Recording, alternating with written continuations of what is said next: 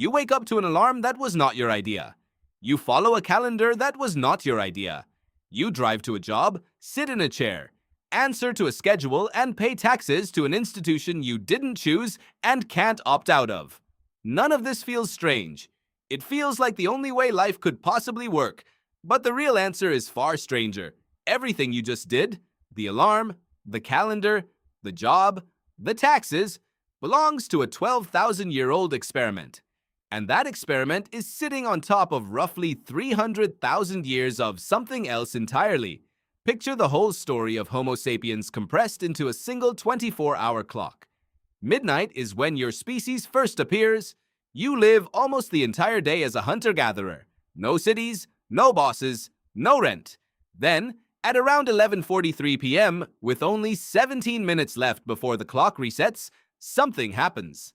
Agriculture begins, cities follow, kings follow, debt follows.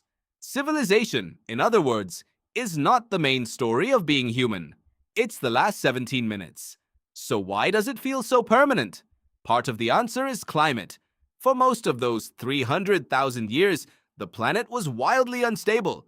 Ice ages came and went. Temperatures swung by 10 degrees Celsius in a matter of decades. Planting a crop and waiting 6 months for it to ripen was a terrible bet in a world that might frost over or flood before harvest. Climatologist Richard Alley, working with ice cores pulled from Greenland, helped show just how violent and unpredictable that ancient climate really was. Then, around 11,700 years ago, something changed. The climate stabilized into the unusually calm, warm, predictable period we still live in today, called the Holocene. For the first time, the weather could be trusted enough to plan a year in advance. That's the opening civilization needed.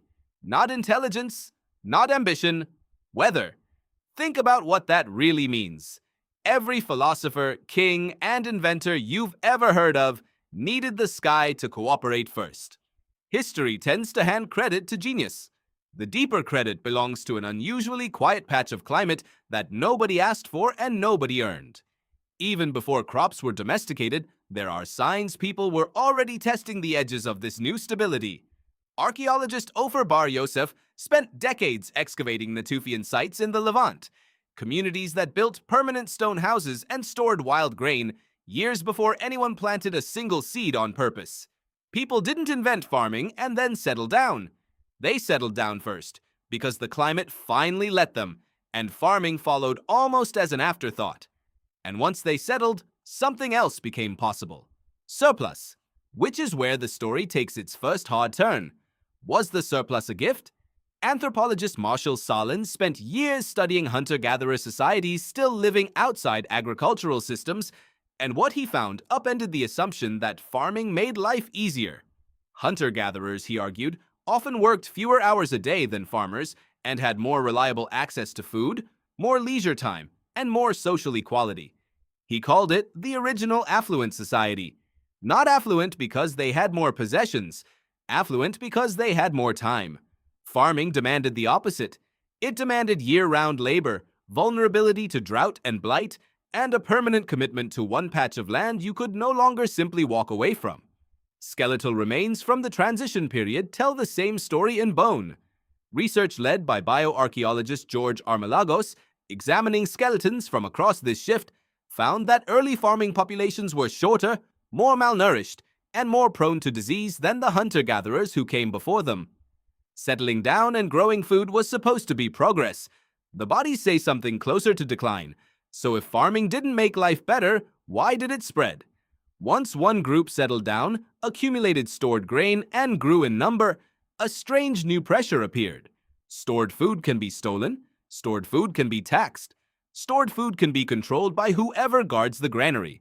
Political scientist James C. Scott, studying the earliest agrarian states, argued that this is precisely how hierarchy was born. Not from human nature wanting to rule over others.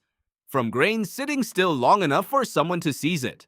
Once grain could be seized, it could be counted. Once it could be counted, it could be owed. Scott's research points to the earliest writing systems not as poetry or philosophy, but as tax ledgers, numbers on clay, tracking who owed what to whom. The first sentences ever written down by human beings were, in large part, Debt records. Pause on that for a second. The dawn of literacy wasn't curiosity reaching for the stars, it was an accountant keeping score. And once debt exists, so does the need to enforce it. Walls rise around the grain. Laws follow the walls. Armies follow the laws. Every layer of what we now call civilization stacked up, one brick at a time, on top of a simple, accidental fact. Somewhere around 11,700 years ago, the weather got boring enough to let people stay in one place. Notice how fast this escalates. A village stores grain to survive a bad season. A neighboring village notices the grain exists. Now the first village needs a wall, and the wall needs guards, and the guards need feeding, which means someone has to grow more grain than they personally need, which means someone has to be told they must. Within a few centuries, what started as a hedge against famine had quietly become a chain of command. Nobody designed it that way. It assembled itself, link by link, the way a traffic jam assembles itself out of individually reasonable drivers. Here's where it gets stranger still. Jared Diamond, in an essay that startled a lot of readers when it first appeared, called agriculture the worst mistake in the history of the human race. Not because farming was useless, obviously it built everything we now call modern life, but because of what it cost the average person living through it. Worse health, harder labor, new diseases jumping from the animals people now lived beside, since crowding humans and livestock together turned out to be an excellent way to manufacture epidemics. New hierarchies that hadn't existed when groups were small and mobile enough that any bully could simply be walked away from. You couldn't walk away from a granary, though. You couldn't walk away from a field you'd spent a year preparing. The moment you plant something you have to defend, you've planted the seed of an army too. So when you sit in traffic today, waiting for a light to change because some authority decided that's how intersections work, you're not looking at the natural order of human life. You're looking at the tail end of a chain reaction that started with a slightly warmer winter 11,000 years ago. Does that mean it was all downhill from there? Not exactly. Civilization eventually delivered things hunter-gatherer life never could. Medicine that lets your children survive infancy. Cities that let total strangers cooperate at a scale evolution never prepared you for. Knowledge that compounds across generations instead of dying with each storyteller. The last 17 minutes on the clock bought real, lasting advantages, but they bought them by trading away something your body and brain still quietly miss. Unpredictability you could outrun, hierarchy you could ignore, work you could put down without starving. That tension hasn't gone anywhere. It's just been repackaged. Your nervous system still reacts to a looming deadline the way a hunter-gatherer's body reacted to a storm rolling in on the horizon. Your craving for status at work echoes the same instincts that once tracked your rank inside a small band of relatives and allies.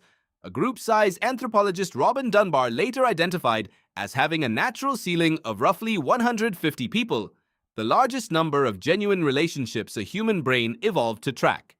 Except now that instinct gets aimed at a follower count, a performance review, a comment section full of strangers it was never built to process. The hardware is hunter-gatherer. The software is 12,000 years newer than the hardware was designed for. That mismatch is why so much of modern life feels exhausting in a way that's hard to name. You're not weak for feeling drained by a 9-to-5 schedule.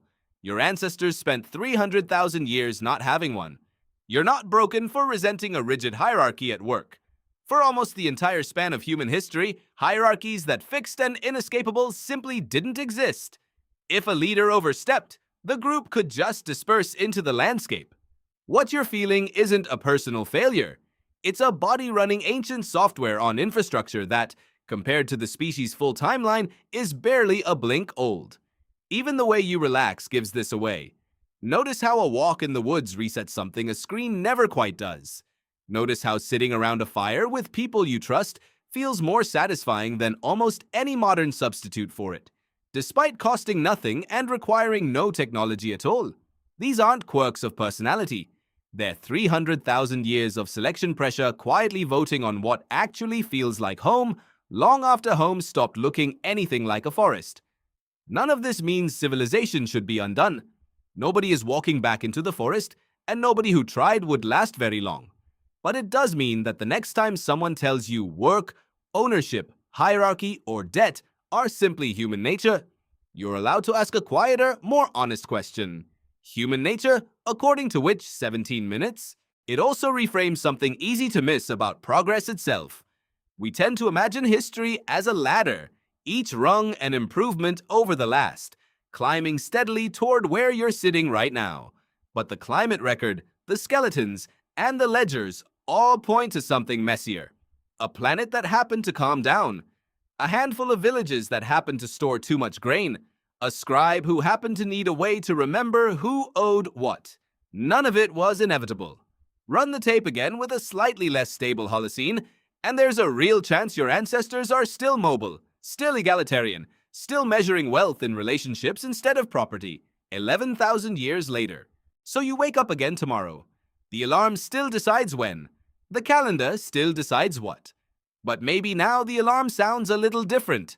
It isn't proof that human nature is finally working correctly. It's the echo of an accident that happened to your ancestors 11,000 years ago. An accident that got lucky enough to last and unlucky enough that you're still living inside it.